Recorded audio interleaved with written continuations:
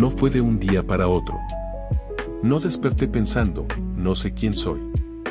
Fue más sutil, más lento, como si algo dentro de mí se fuera desdibujando poco a poco, como si la imagen que tenía de mí mismo empezara a perder nitidez, a volverse borrosa.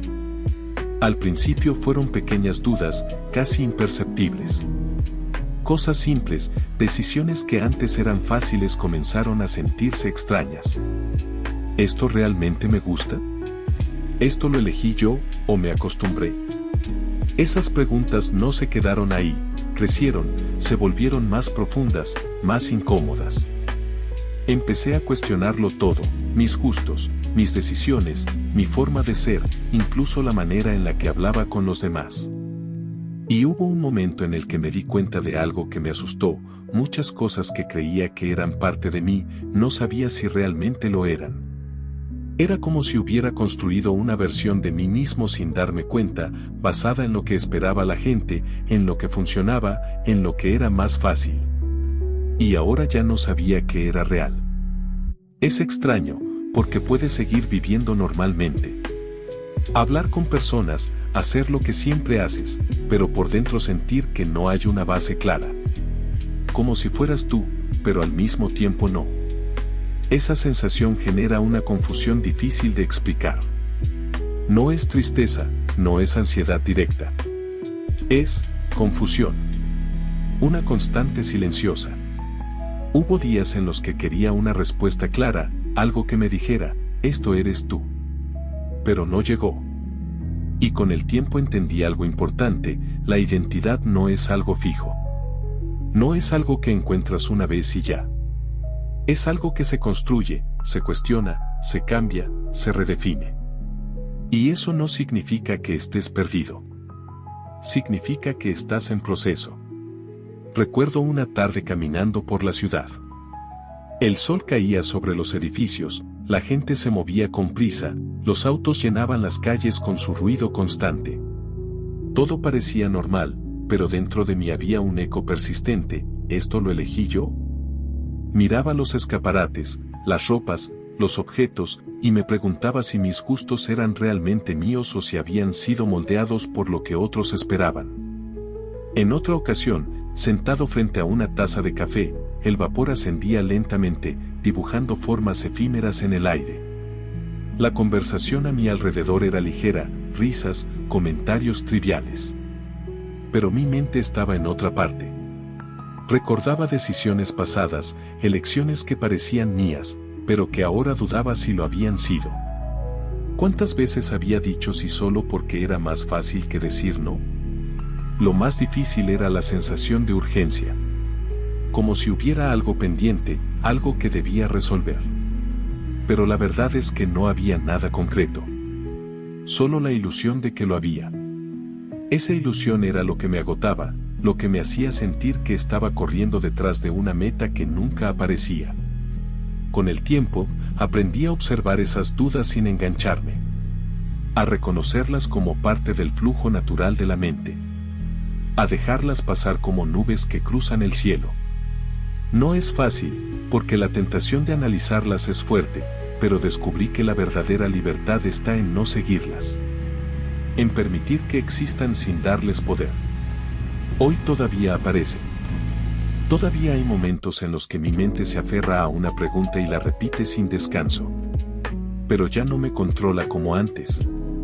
Porque entendí algo clave, no todo lo que tu mente cuestiona merece tu atención. Recuerdo noches en las que me quedaba mirando el techo, incapaz de dormir. El silencio de la habitación se llenaba con preguntas que no tenían respuesta. ¿Soy realmente así? ¿O aprendí a serlo?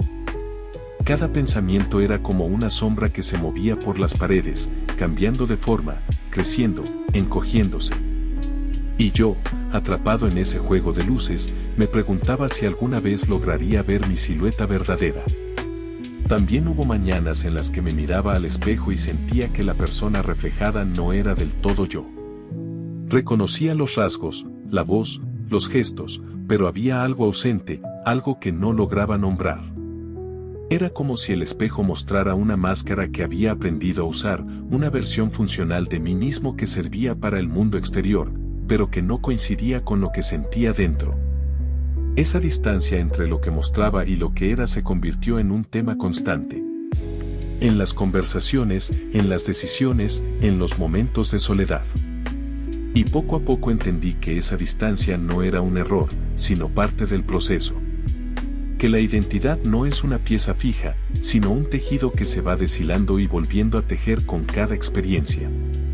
No fue sencillo aceptar que muchas de las cosas que me definían podían no ser realmente mías.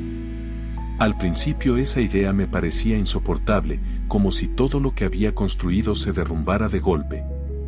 Pero con el tiempo descubrí que esa sensación de derrumbe era también una oportunidad, la posibilidad de reconstruirme con más conciencia, con más honestidad. Los días siguieron su curso. Afuera todo parecía igual, la rutina, las conversaciones, los compromisos. Pero dentro de mí había un movimiento constante, como un río subterráneo que no se ve pero que erosiona la tierra poco a poco. Ese río eran las preguntas, las dudas, las reflexiones que no me dejaban en paz. Y aunque a veces me agotaban, también me abrían caminos nuevos. Recuerdo una noche en la que me quedé despierto hasta tarde, sentado frente a la ventana. La ciudad estaba en silencio, apenas iluminada por las luces lejanas.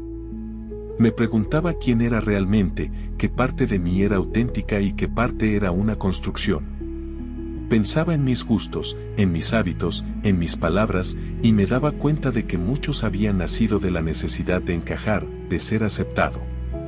Esa revelación me dolió, pero también me liberó, porque si algo había sido aprendido, también podía ser desaprendido. Empecé a observarme en los pequeños gestos.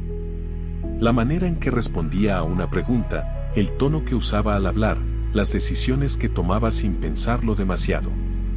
Y en cada gesto encontraba pistas, algunas me mostraban autenticidad, otras me revelaban costumbre. Era como revisar un mapa lleno de marcas, tratando de distinguir cuáles eran caminos propios y cuáles eran huellas ajenas.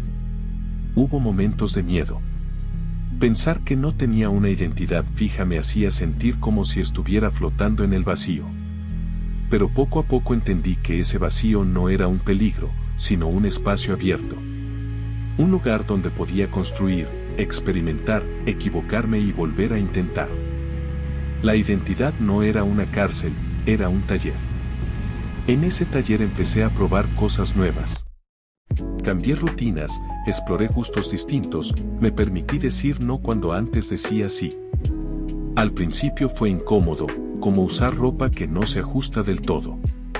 Pero con el tiempo descubrí que esas pequeñas decisiones eran ladrillos que iban formando una base distinta, más sólida, más mía. También aprendí a escucharme en silencio. A dejar que las preguntas estuvieran ahí sin necesidad de responderlas de inmediato. Descubrí que muchas veces la respuesta no llega en forma de palabras, sino en forma de calma. En la sensación de estar en paz con lo que uno hace, aunque no tenga una definición clara de quién es. Hoy sigo sin tener todas las respuestas. No sé exactamente quién soy en cada aspecto. Pero ya no me asusta no saberlo. Porque entendí algo que me dio paz, no necesito tener una versión final de mí. Solo necesito ser honesto con lo que voy descubriendo en el camino. Y en ese camino hay belleza. Belleza en la duda, en la búsqueda, en la posibilidad de cambiar. Belleza en reconocer que no somos estáticos, que cada día podemos ser distintos, que cada experiencia nos transforma. La identidad no es una meta, es un viaje. Y yo estoy dispuesto a recorrerlo, aunque no sepa exactamente a dónde me llevará.